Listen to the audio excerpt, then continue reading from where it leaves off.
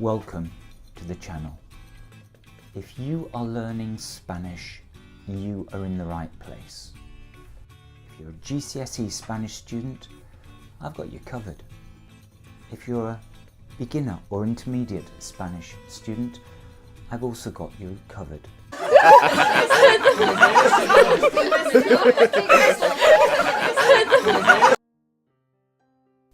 Redes sociales. Redes sociales.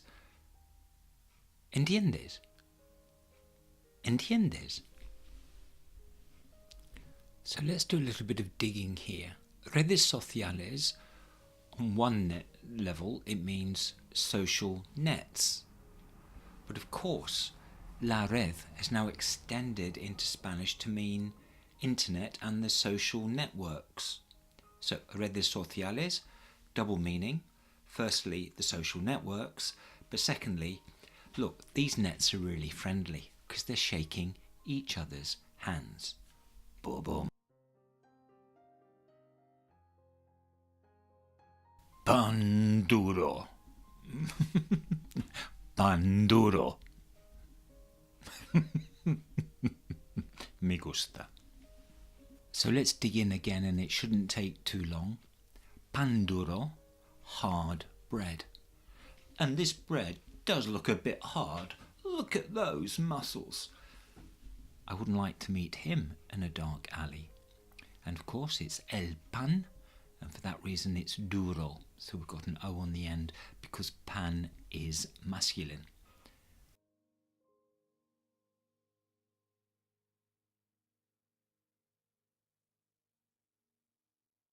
¿Recuerdas cuando el abuelo decía que en futuro nos cambiarán por máquinas?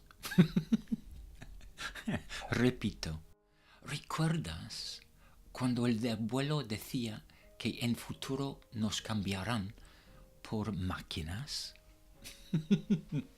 Me encanta.